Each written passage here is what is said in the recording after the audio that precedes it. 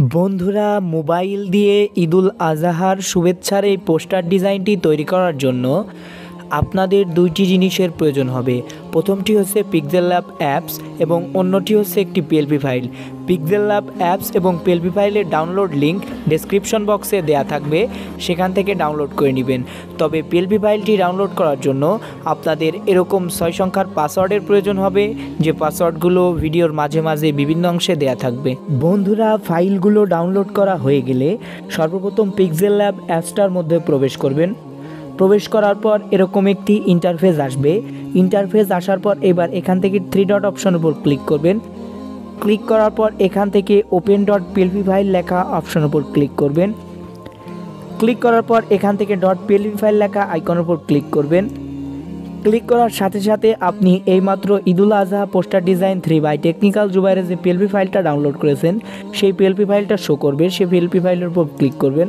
Click করার পর এখান থেকে ওপেন অ্যান্ড অ্যাডে ক্লিক করে দিবেন। যেহেতু আমার আগে থেকে অ্যাড করা আছে, সেক্ষেত্রে আমি ওপেন অনলিতে ক্লিক করলাম। এবার ব্যাক বাটনের উপর প্রেস করবেন। প্রেস করার পর আপনার পোস্টার ডিজাইনটা এরকম একটি ইন্টারফেস শো করবে। শো করার পর সর্বপ্রথম এই পোস্টার ডিজাইনটাতে আপনি যে ছবিটা দিয়ে আপনার এই পোস্টার ডিজাইনটা তৈরি করতে চান, সেই ছবিটা অ্যাড করবেন। তার জন্য এখান থেকে প্লাস আইকনের উপর ক্লিক করবেন। ক্লিক করার পর ফ্রম গ্যালারি অপশন উপর ক্লিক করবেন। এইবার গ্যালারি থেকে আপনার সেই ছবিটা সিলেক্ট করে দিবেন। তবে একটা জিনিস আপনার মনে রাখতে হবে, সেটা হচ্ছে যে আপনার ছবিটার ব্যাকগ্রাউন্ডটা রিমুভ করা থাকতে হবে। কেননা আপনার ছবির ব্যাকগ্রাউন্ডটাও যদি রিমুভ করা না থাকে, তাহলে আপনার পোস্টার ডিজাইনটা সুন্দরভাবে ফুটবে না। আপনি যদি আপনার ছবির ব্যাকগ্রাউন্ডটা রিমুভ করতে না পারেন, তাহলে ডেসক্রিপশন বক্সে একটা ভিডিওর লিঙ্ক দেওয়া থাকবে, সেই ভিডিওটা দেখে নেবেন। এবার এখান থেকে টিকমার্ক অপশন উপর ক্লিক করবেন। ক্লিক করার সাথে সাথে আপনার ছবিটা এখানে অ্যাড হয়ে যাবে। এখানে চেপে ধরে আপনি চাইলে আপনার ছবিটাকে ছোট বড় করে রিসাইজ করে নিতে পারবেন।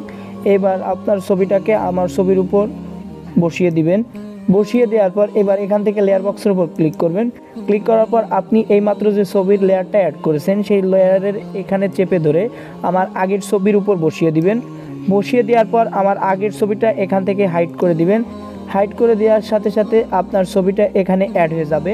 এবার এখানে শুভেচ্ছান্তে আমার নামের এখানে আপনার নামটা লিখে দিবেন। আপনার নামটা লেখার জন্য এখান থেকে লেয়ার বক্সের উপর ক্লিক করবেন। ক্লিক করার পর আমার নামের লেয়ার উপর ক্লিক করবেন। ক্লিক করার পর এখান থেকে এডিট অপশন উপর ক্লিক করে পেন্সিল অপশনটা সিলেক্ট করে দিবেন। এবার এখান থেকে আপনার নামটা লিখে দিবেন।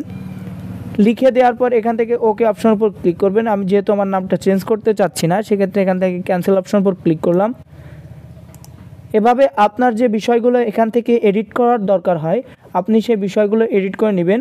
এডিট করার পর এবারে পোস্টার ডিজাইনটাকে সেভ করার জন্য এখান থেকে সেভ অপশনের উপর ক্লিক করবেন। ক্লিক করার পর সেভ অ্যাজ ইমেজ এই অপশনের উপর ক্লিক করবেন। ক্লিক করার পর এখান থেকে কাস্টম অপশনের উপর ক্লিক করে আল্ট্রা অপশনটা সিলেক্ট করে দিবেন। এবার এখান থেকে সেভ টু গ্যালারি অপশনের উপর ক্লিক করবেন। ক্লিক করার সাথে সাথে আপনার পোস্টার ডিজাইনটা সেভ হয়ে যাবে। আশা করি ভিডিওটা আমি সুন্দরভাবে বোঝাতে পেরেছি। আমার ভিডিওটা যদি ভালো লাগে, তাহলে অবশ্যই ভিডিওটাতে একটা লাইক দিবেন এবং বন্ধুদের সাথে শেয়ার করবেন। আমার সাথে থাকার জন্য সবাইকে ধন্যবাদ।